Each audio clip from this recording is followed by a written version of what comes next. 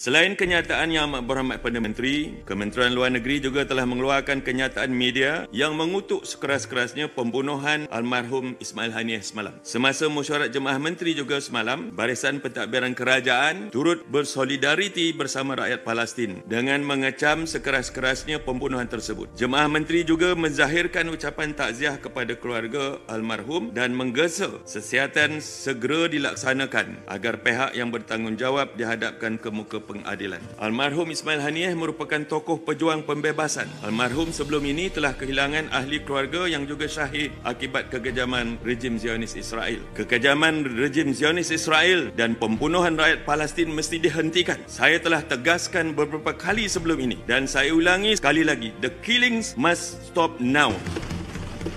Pembebasan sebuah tanah air dan pencarian keadilan untuk negara dan rakyat Palestin adalah perjuangan yang sah dan mulia. Ia mesti disokong dalam segenap lapisan masyarakat.